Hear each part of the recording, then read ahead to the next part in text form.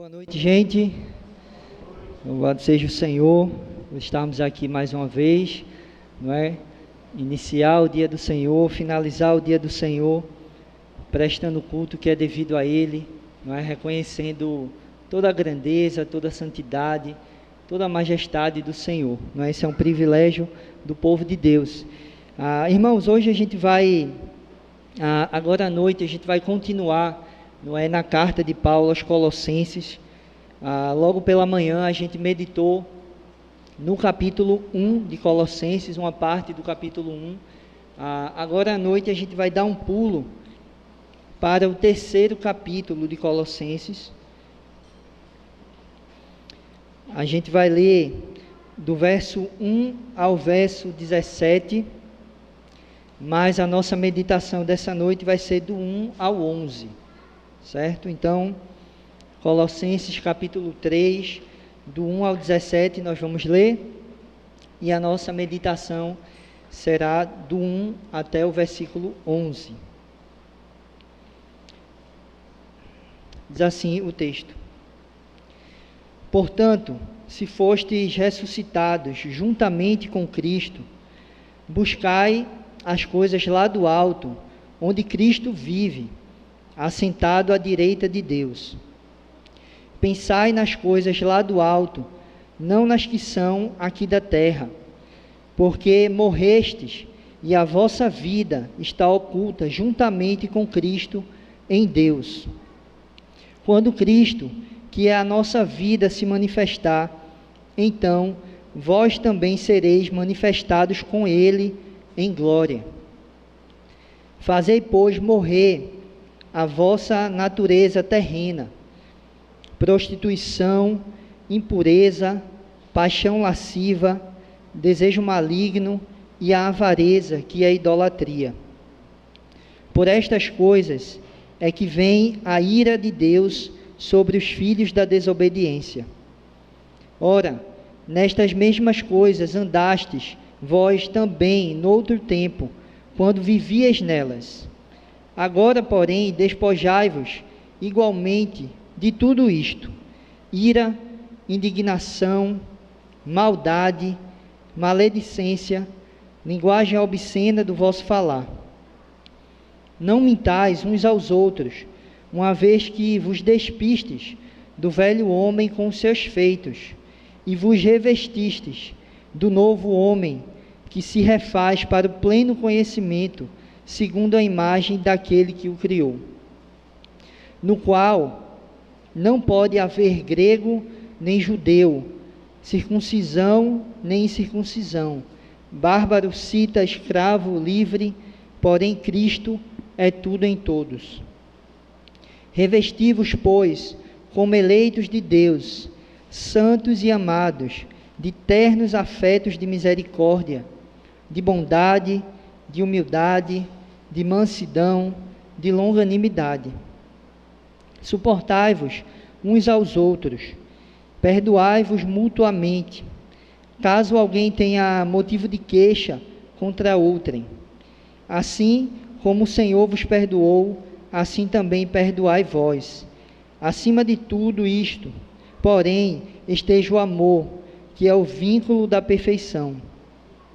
Seja a paz de Cristo o árbitro em vosso coração, a qual também fostes chamados em um só corpo, e sede agradecidos.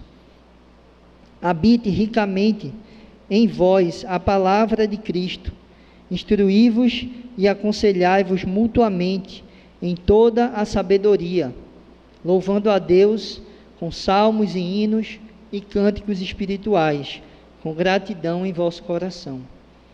E tudo o que fizerdes, seja em palavra, seja em ação, fazei-o em nome do Senhor Jesus, dando por Ele graças a Deus Pai. Amém. Com sua cabeça, vamos orar, pedir a condução do Senhor aqui durante esse tempo. Bondoso Deus, louvado, Pai, seja o Teu nome mais uma vez. Louvado seja o Senhor, Pai, porque um dia, Pai, nós estávamos mortos em nossos delitos e pecados, Mas um dia, Pai, o Senhor decidiu, Pai, abrir os nossos olhos. E hoje, Pai, estamos aqui cultuando ao Senhor, podendo enxergar, Pai, toda a Tua grandeza, toda a Tua beleza, Pai. Nos conduz aqui durante esse tempo de reflexão, Pai. Que a gente possa conhecer mais o Senhor, mas a gente também pede que o Senhor aplique, Pai, essas verdades em nossos corações, para que de fato, Pai, a gente possa caminhar e viver nesse mundo como filhos Teus, Pai. Nos ajuda e nos conduz aqui durante esse tempo, em nome e por amor de Jesus. Amém. Irmãos, antes da gente chegar aqui no texto da noite, eu queria resgatar aqui alguns pontos principais que a gente pensou hoje pela manhã, lá no capítulo 1 de Colossenses. A gente viu que a carta de Paulo aos Colossenses, ela tem muitas coisas em comum, não é? A temática, aquilo que Paulo traz, tem muita coisa em comum com a carta de Paulo aos Efésios, não é? São cartas ali que ele escreve quando está na prisão ainda em Roma, tá certo? Mas, diferentemente de Efésios, Paulo aqui ele visa combater aquela famosa heresia de Colossos, não é? Muitos erros ali misturados.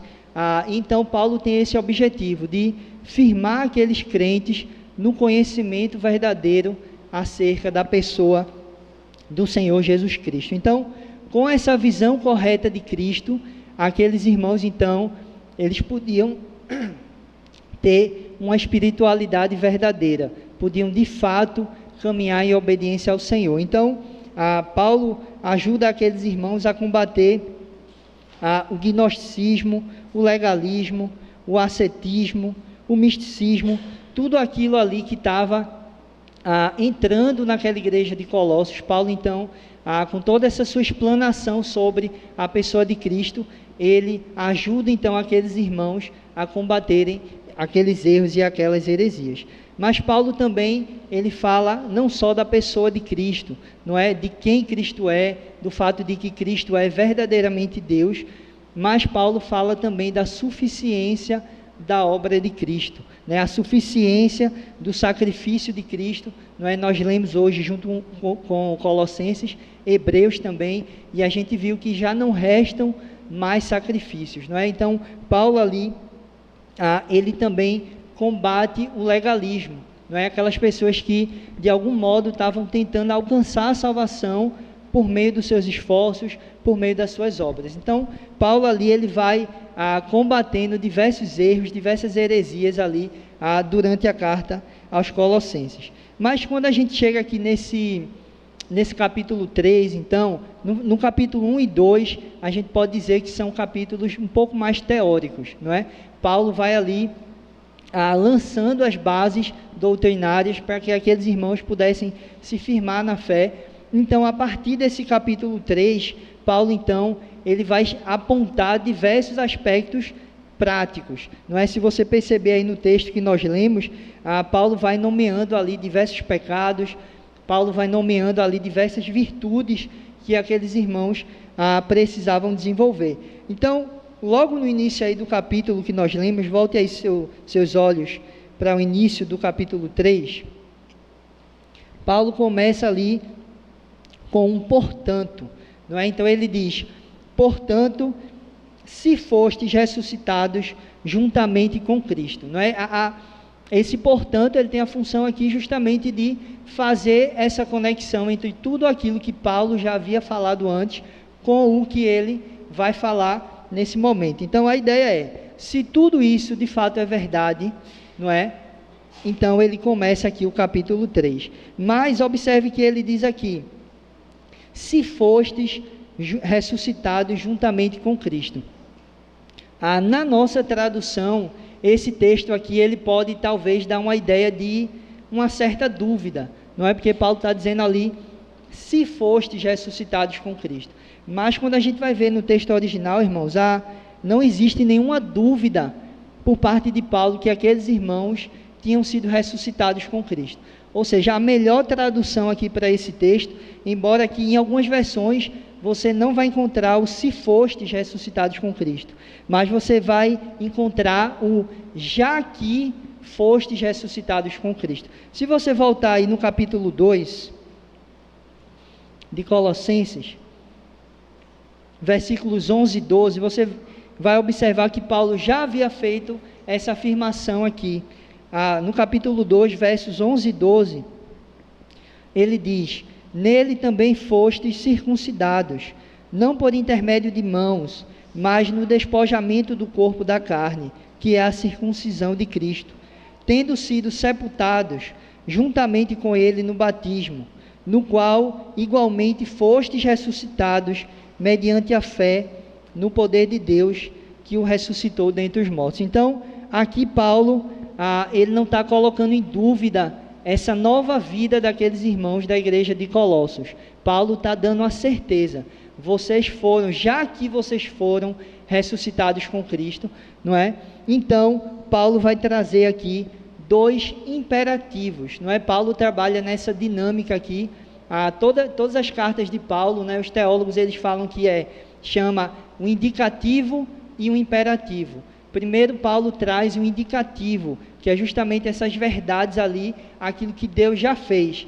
E depois então Paulo chega no imperativo, que é justamente as ordens, são justamente as ordens que ele vai dar ali ao povo de Deus. Então, Paulo ele vai trazer dois imperativos aqui para aquela igreja de Colossos. Primeiro, no versículo 1, buscai as coisas lá do alto, onde Cristo vive, assentado à direita de Deus. Então, primeiro imperativo aqui, buscai as coisas lá do alto, onde Cristo vive. E o segundo imperativo, no versículo 2, ele diz: pensai lá nas coisas do alto, não nas que são daqui da terra. Então, Paulo chama aqueles irmãos a buscar e pensar nas coisas do alto, tendo o Senhor Jesus como referência, porque ele diz: buscar as coisas lá do alto, onde Cristo vive, assentado à direita de Deus. Irmãos, esse ensinamento aqui de Paulo, ele é exatamente o ensinamento que o Senhor Jesus traz lá em Mateus capítulo 6, não é? O Senhor Jesus diz: buscai, pois, em primeiro lugar o reino de Deus e a sua justiça, e todas estas coisas vos serão acrescentadas. Então observe que Paulo aqui, ele incentiva aqueles irmãos a esta mesma ordem de vida. Em primeiro lugar, buscar ao Senhor. Em primeiro lugar, buscar as coisas do alto. Em primeiro lugar, buscar o reino de Deus. Então, irmãos, de forma prática, aqui a vida do cristão, ela deve ser orientada para Jesus. Quando Paulo diz aqui, buscar as coisas do alto, onde Cristo vive, é mais do que uma questão geográfica aqui que ele está trazendo. É a ideia aqui de ter Jesus como esse referencial da sua vida. Você vai buscar as coisas do alto, porque Jesus está lá. Então é a ideia aqui de ter a sua vida completamente orientada para o Senhor Jesus. Então, seja seus objetivos, seja aquilo que você faz, a forma como você age, seja os seus pensamentos, mas aqui é o ser humano de forma integral, buscando e pensando nas coisas do alto, porque o seu ponto de referência agora é a pessoa do Senhor Jesus Cristo. Então observe, irmãos, que buscar as coisas do alto não é deixar de fazer aquilo que você precisa fazer aqui nesse mundo, não é? Isso pode nos dar uma ideia aqui, de repente agora, de domingo a domingo eu vou ter que vir aqui nesse salão e eu não vou fazer mais nada da minha vida. Essa não é a ideia. Buscar as coisas do alto, é buscar as coisas do alto, enquanto você faz todas as coisas que o Senhor chamou você para fazer. É olhar para todas as coisas da sua vida pelas lentes do Evangelho. É olhar para todas as coisas dessa vida com essa perspectiva, tendo Jesus como centro, então, da sua vida. Então, observe, irmãos, lá em Mateus, por exemplo, Mateus 6, 19 e 20, o Senhor Jesus, ele traz também aqui esse mesmo ensino. Se você perceber aqui, muitas coisas em comum aqui do que Paulo está falando e do que o Senhor Jesus fala em Mateus 6. O Senhor Jesus diz em Mateus 6, 19 a 21, não acumuleis para vós outros tesouros sobre a terra, onde traça e a ferrugem corrói, e onde ladrões escavam e roubam, mas ajuntai para vós outros tesouros no céu, onde traça nem ferrugem corrói, e onde ladrões não escavam nem roubam, porque onde está o teu tesouro, aí estará também o seu coração. Percebe que onde está aquilo que é mais importante para você, é justamente isso que vai mover a sua vida. Então, se Cristo é aquilo que é o mais importante para você, toda a sua vida ela vai ser orientada a buscar as coisas do alto, a pensar nas coisas do alto, e é justamente essa ideia aqui que Paulo está trazendo, é buscar o reino de Deus em primeiro lugar, enquanto você vive aqui nesse mundo, enquanto você faz todas as coisas que o Senhor chamou você para fazer. Mas a partir do verso 3, acompanha aí, Paulo, ele vai dar a razão para que a gente de fato possa buscar as coisas do alto e pensar nas coisas do alto. Verso 3 ele diz, porque morrestes, e a vossa vida está oculta juntamente com Cristo em Deus. Então, qual é aqui a primeira razão para que nós busquemos as coisas do alto, para que nós pensemos nas coisas do alto? Porque nós morremos com Cristo e ressuscitamos com Cristo. Então, no momento em que o velho homem morre, no momento em que nós morremos, o nosso velho homem que não conhecia Cristo, com ele também deve morrer os nossos desejos que não são para o Senhor. Então, essa é a primeira razão aqui, porque nós devemos viver buscando e pensando as coisas do alto, porque o velho homem morreu, e nós precisamos então viver para o Senhor Jesus. Então ele diz, verso 4, quando Cristo, que é a nossa vida, se manifestar, então vós também sereis manifestados com Ele em glória. Então, irmãos, o fato de nós estarmos agora em Cristo, isso muda toda a nossa perspectiva de vida, todas as nossas prioridades, todos os nossos planos, todos os nossos objetivos, eles são mudados à medida que nós morremos e ressuscitamos em Cristo. À medida que nós estamos em Cristo, todas as coisas, toda a nossa perspectiva, ela deve ser mudada. Mas observe, nós só podemos então pensar nas coisas do alto, porque nós morremos e ressuscitamos. Alguém que não morreu e ressuscitou, alguém que não está em Cristo, ele não é capaz de pensar nas coisas do alto. Percebe? Abra comigo, por favor, em Gálatas 2:20.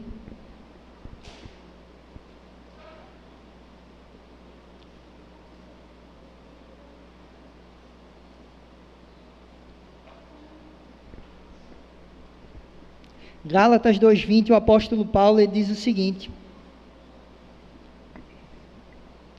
porque eu, mediante a própria lei, morri para a lei, a fim de viver para Deus. Estou crucificado com Cristo. 19 e agora o 20, tá? Estou crucificado com Cristo. Logo, já não sou eu quem vive, mas Cristo vive em mim. E esse viver que agora tenho na carne, vivo pela fé no Filho de Deus, que me amou e a si mesmo se entregou por mim. Então percebe a nova perspectiva agora. Paulo diz, já não sou eu quem vive, mas Cristo é que vive em mim. Essa deve ser a verdadeira perspectiva do crente, não é? Cristo, o Espírito de Cristo que habita em você. A partir disso, então, você pode dizer, já não sou eu quem vive, mas Cristo vive em mim. No versículo 4, Paulo vai dar uma segunda razão pela qual nós devemos, então, também pensar nas coisas do alto. Observe, quando Cristo, que é a nossa vida, se manifestar, então vós também sereis manifestados com Ele em glória. Então observe, Ele se manifestar, essa ideia aqui, é justamente a da segunda vinda de Cristo. tá? Paulo se refere aqui à segunda vinda de Cristo. Quando ele se manifestar, então vós também sereis manifestados com ele em glória. Então, a primeira razão, irmãos, pela qual nós temos que pensar nas coisas do alto, é que nós morremos e ressuscitamos. Não é o velho homem, os desejos do velho homem, eles devem ficar no nosso passado. A segunda razão é que Cristo vai se manifestar. A segunda razão é que nós aguardamos essa manifestação de Cristo e nós também seremos manifestados com ele em glória. Então, nesse dia, irmãos, no dia da volta de Cristo, o mundo verá a glória do Senhor Jesus, mas também o mundo conhecerá quem verdadeiramente são os filhos de Deus. Observe o que ele diz: vós também sereis manifestados com ele em glória. O mundo verá o Filho de Deus, não é, na sua vinda, na sua glória, mas também o mundo verá os santos, a igreja do Senhor transformada nesse dia. Observe que ele diz aqui, ainda no verso 3, a vossa vida está oculta juntamente com Cristo. A ideia desse oculto aqui não é somente de escondida, mas é uma ideia de que a nossa vida ela está segura em Cristo. A nossa vida está escondida e segura no Senhor Jesus Cristo, até esse dia em que o Senhor Jesus se manifestar. Observe aí, vamos caminhar aqui, versículo 5. O apóstolo Paulo, então, ele diz o seguinte: fazei, pois, morrer a vossa natureza terrena, prostituição, impureza, paixão lasciva, desejo maligno e a avareza, que é a idolatria. Por estas coisas é que vem a ira de Deus sobre os filhos da desobediência. Aqui, irmãos, o apóstolo Paulo, ele nos lembra que, embora ressuscitados com Cristo, enquanto nós estamos nesse mundo, a gente tem uma luta diária a ser travada, que é a luta contra o pecado. Ele diz então: fazei morrer a vossa natureza terrena. A ideia de fazer morrer é justamente a ideia de mortificar a nossa natureza terrena. Então observe, depois de salvos, depois de termos os olhos abertos, é que nós podemos fazer então, lutar contra essa natureza terrena, porque nós temos o Espírito de Deus. Então, irmãos, embora em Cristo, não é, a vida do cristão, ela deve ser uma constante luta, não é? Nós somos chamados a lutar dia a dia contra o nosso pecado, até o dia em que o Senhor Jesus se manifestar, até o dia que estaremos livres do pecado. Então observe aqui que ele vai trazer uma lista aqui: a prostituição, impureza e paixão lasciva. Essa primeira parte diz respeito à sexualidade. Depois ele diz o desejo maligno. Desejo maligno aqui é uma expressão mais geral para aquele desejo que é maldoso. E depois ele fala então a avareza, que é idolatria. Observe, irmãos, que ele coloca justamente a avareza como idolatria. No texto que nós lemos hoje pela manhã, no dízimo, se você puder abrir aí Mateus 6, 24, nós lemos esse texto hoje, no momento do dízimo. Mateus 6, 24. O Senhor Jesus diz o seguinte: ninguém pode servir a dois senhores, porque ou há de aborrecer-se de um e amar o outro, ou se devotará a um e desprezará o outro. Não podeis servir a Deus e às riquezas. Então percebe aqui que a palavra que o Senhor Jesus se devotará a um, não é? Então é justamente essa ideia que Paulo está trazendo aqui, a avareza, que é esse amor pelo dinheiro, que é esse amor pelas coisas desse mundo.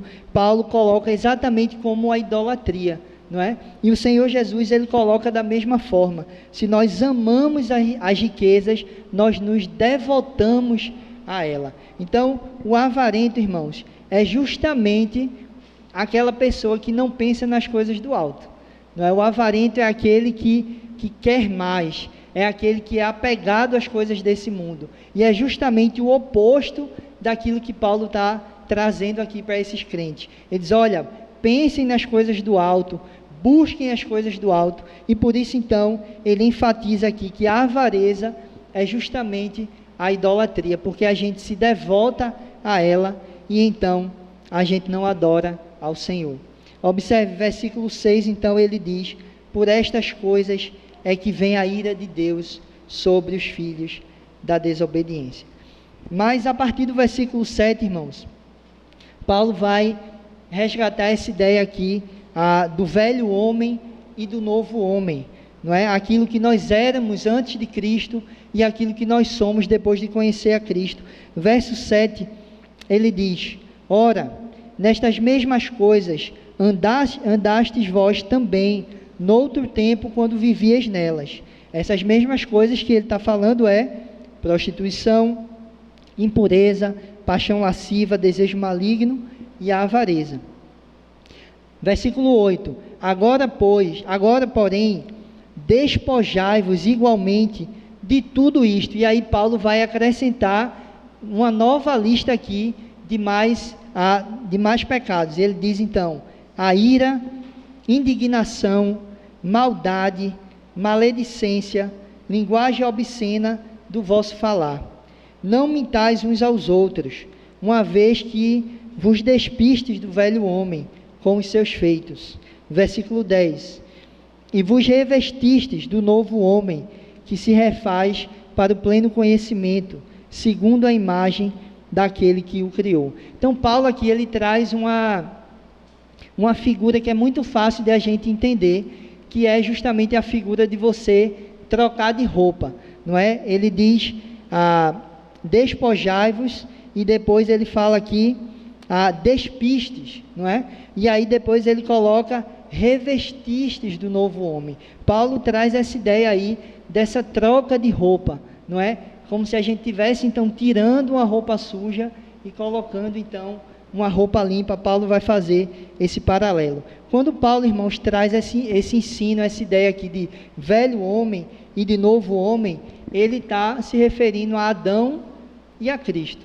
Nós só temos duas opções, ou nós estamos em Adão, ou nós estamos em Cristo. Adão representa justamente esse velho homem, e o Senhor Jesus representa justamente esse novo homem. Então observe, irmãos, que a ideia aqui é, quando nós pecamos, quando nós caímos nesse pecado, nesses pecados aqui, é como se a gente tivesse novamente colocando a nossa roupa suja. Percebe? Essa é a roupa do velho homem. A ira, a indignação, a maldade, a maledicência, que é o falar mal, a linguagem obscena, a mentira, não é? Então, quando nós pecamos, é como se nós estivéssemos colocando ainda aquela roupa suja, ao invés de nos revestir do novo homem. Então, Paulo diz que a gente deve nos despojar dessas coisas que fazem parte dessa roupa do velho homem. Então, esse novo homem, irmãos, que está em Cristo, ele se refaz, não é? Segundo a imagem daquele que o criou. A imagem de Deus, irmãos, em nós, quando nós pecamos, nós não perdemos a imagem de Deus. Essa imagem, ela foi deturpada, como um espelho ali, que está quebrado, tá certo? Mas nós não perdemos a imagem de Deus. Nós continuamos sendo imagem de Deus. Quando nos revestimos do novo homem, então, nós vamos, o Senhor vai refazendo essa imagem em nós, que é justamente do homem perfeito, o Senhor Jesus Cristo. Então, à medida que nós vamos sendo santificados, nós vamos parecendo cada dia mais com esse novo homem, que é o Senhor Jesus Cristo. Então, observe, irmãos, que nesse processo aqui de santificação, a gente vê aqui Paulo usando vários imperativos. Fazer morrer, despojai-vos. A palavra de Deus, embora a santificação ela seja uma obra do Senhor em nossas vidas, a palavra de Deus, ela nos chama à ação, não é? Ela nos chama a não ficar numa posição passiva, mas de fato a gente combater o pecado, a gente lutar contra esse pecado. Vá lá comigo, por favor, em Filipenses 2:12.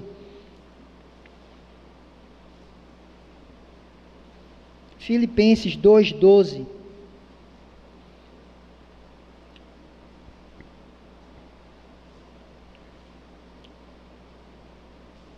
O mesmo apóstolo Paulo, ele diz: assim, pois, amados meus, como sempre obedecestes, não só na minha presença, porém, muito mais agora na minha ausência. Observe o que ele diz: desenvolvei a vossa salvação com temor e tremor. Então veja que o crente, ele é chamado a sufocar essa natureza terrena, a fazer morrer essa natureza terrena, a mortificar essa natureza terrena. Aqui em Colossenses, Paulo nos chama a desenvolver a nossa salvação com temor e tremor. Se a gente pudesse traduzir melhor essa palavra aqui, desenvolver, seria a ideia de cultivar a nossa salvação. Essa é a ideia que Paulo está trazendo aqui em Colossenses. É a palavra que serve para cultivar a nossa salvação. Então, observe, embora, irmãos, a santificação seja uma ação de Deus em nossa vida, é o Senhor quem nos santifica, nós somos chamados a lutar constantemente contra o pecado.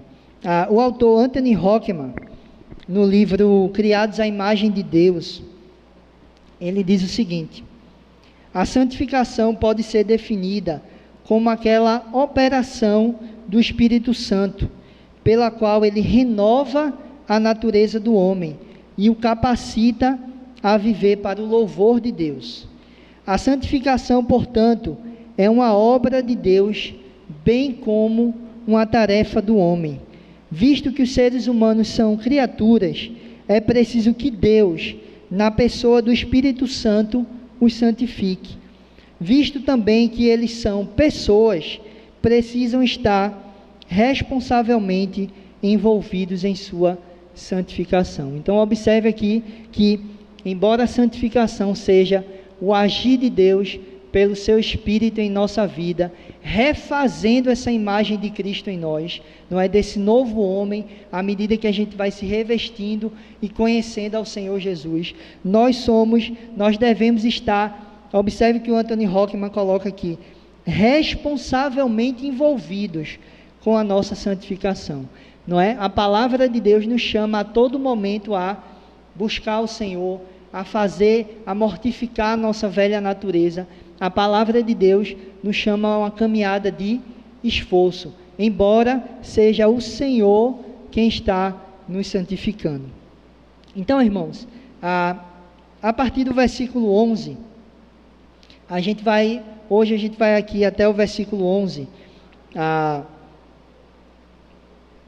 Paulo diz o seguinte: no qual não pode haver nem judeu, não pode haver grego nem judeu, circuncisão nem incircuncisão, bárbaro, cita, escravo, livre, porém Cristo é tudo em todos. Então, aquele público ali que estava ouvindo essa mensagem, eles conheciam muito bem todas essas divisões aqui: judeu, grego, circuncisão, incircuncisão, bárbaro, cita, não é? Todas essas divisões, tanto culturais como religiosas, eram bem conhecidas por aquele povo. E o que Paulo está dizendo aqui é que em Cristo nós não devemos olhar para esse tipo de divisão mais. A única divisão que a palavra de Deus faz é entre quem é povo de Deus e quem não é povo de Deus, em quem está em Adão e quem está em Cristo. Então observe que Paulo diz: no qual em Cristo não pode haver grego nem judeu, circuncisão nem incircuncisão, bárbaro, cita, escravo, livre, porém Cristo é tudo em todos. Então Paulo aqui ele está tentando tirar essas divisões ali que aquele povo estava ali, que conhecia bastante, e trazendo essa ideia: olha, a divisão agora é quem está em Cristo e quem não está em Cristo, quem está em Adão e quem está em Cristo. A divisão é essa aqui do povo de Deus, né? Justos e ímpios. E é interessante, irmãos, porque por quem Paulo manda essa carta? Paulo manda essa carta por Tíquico e Onésimo, e Onésimo era justamente um escravo que a gente encontra lá na carta de Filemão. Então Paulo cita aqui, inclusive, né, bárbaro, cita, escravo e livre, aquele que era um companheiro ali de caminhada com ele era justamente Onésimo, que era ali um escravo. Então Paulo está dizendo, olha, em Cristo a gente não deve olhar dessa forma.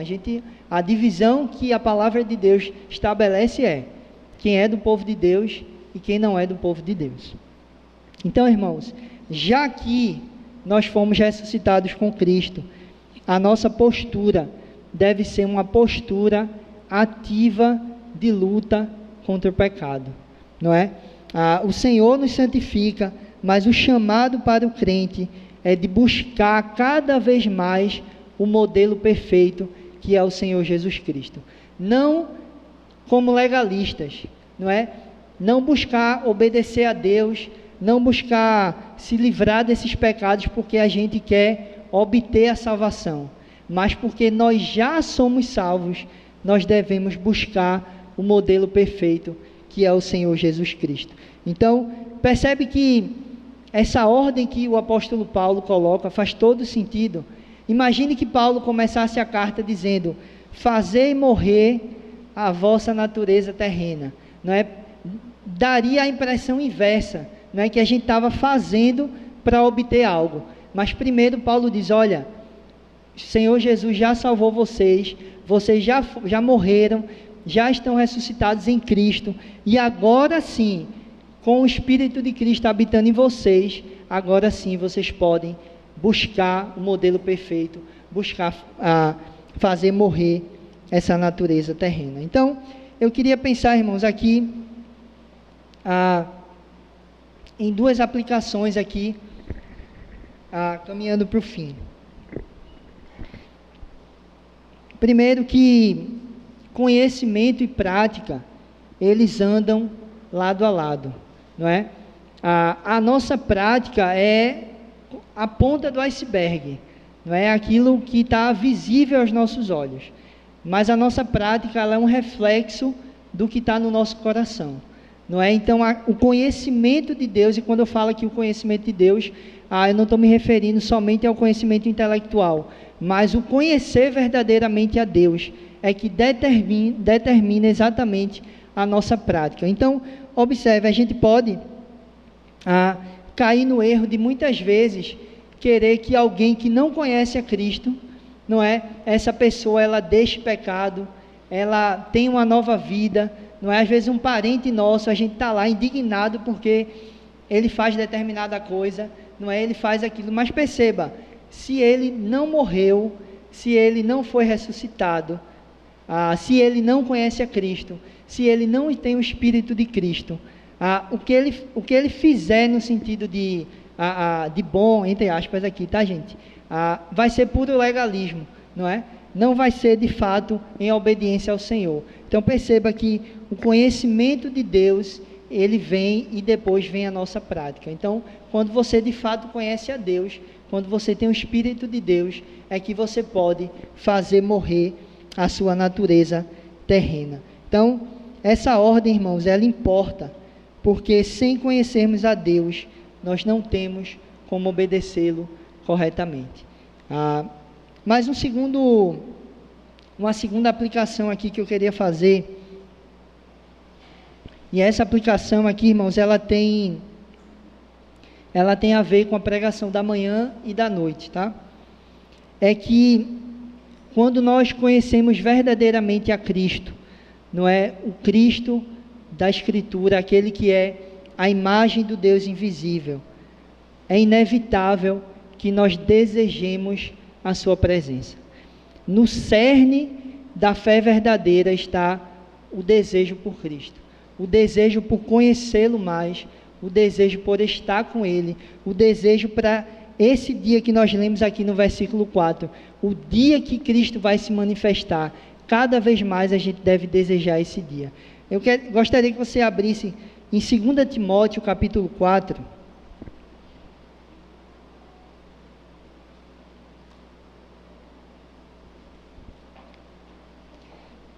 2 Timóteo capítulo 4.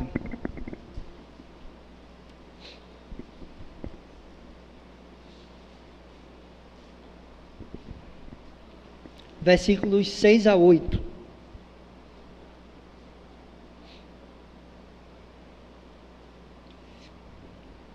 Veja como é interessante aqui a forma como Paulo coloca. Quanto a mim, estou sendo já oferecido por libação, e o tempo da minha partida é chegado. Combati o bom combate, completei a carreira, guardei a fé. Já agora, a coroa da justiça me está guardada, a qual o Senhor, reto juiz, me dará naquele dia. E não somente a mim, mas também a todos quantos amam a sua vinda. Observe, veja o que Paulo diz aqui. Ele poderia dizer que a coroa da justiça será dada àqueles que nasceram de novo. Ele poderia dizer, a coroa da justiça será dada àqueles que estão em Cristo, àqueles que foram salvos. Mas o que Paulo diz é que a coroa da justiça está guardada, será dada, não somente a mim, mas a todos quanto amam a sua vinda. Perceba que no cerne da fé genuína, no cerne da fé verdadeira, está esse desejo por Cristo, está esse desejo pelo dia em que o Senhor vai se manifestar, por estarmos com Ele na eternidade. Então observe, irmãos, aqui, que o verdadeiro conhecimento de Jesus nos levará a desejar cada vez mais a sua presença, a cada vez mais mortificar a nossa carne, a cada vez mais pensar nas coisas do alto, não nos apegarmos às coisas desse mundo. Então, como lemos aqui no versículo 4, o dia em que o Senhor Jesus se manifestará e nós seremos manifestados com Ele. Esse é um dia que a gente deve aguardar com expectativa, não é? No cerne da fé verdadeira, guarde isso, está o desejo por Cristo, está a esperança da vinda de Cristo. Então, irmãos, enquanto estamos nesse mundo, nós temos a tarefa, sim, de buscar mortificar a nossa carne. É o Senhor quem nos santifica. Essa é uma obra do Senhor. Mas como Anthony Rockman coloca, nós somos responsáveis, não é? Ele coloca aqui, deixa eu voltar aqui para não perder a expressão. Nós devemos estar responsavelmente envolvidos com a nossa santificação. Que o Senhor Jesus, irmãos, nos dê a graça, não é, de cada dia nos parecermos mais com Ele mesmo. Amém? Com sua cabeça, vamos orar mais uma vez.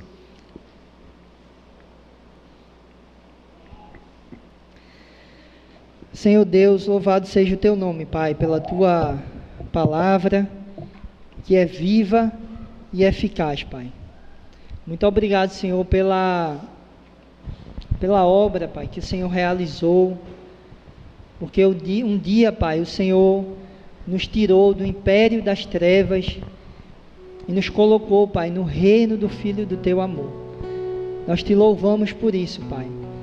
Nos ajuda, Pai, a nesse mundo fazer mortificar, Pai, a nossa natureza terrena, que cada dia mais, Senhor, a Tua igreja possa andar na expectativa, Senhor, da Tua vinda, olhando as coisas do alto, pensando nas coisas do alto e não na xição aqui da terra, Pai.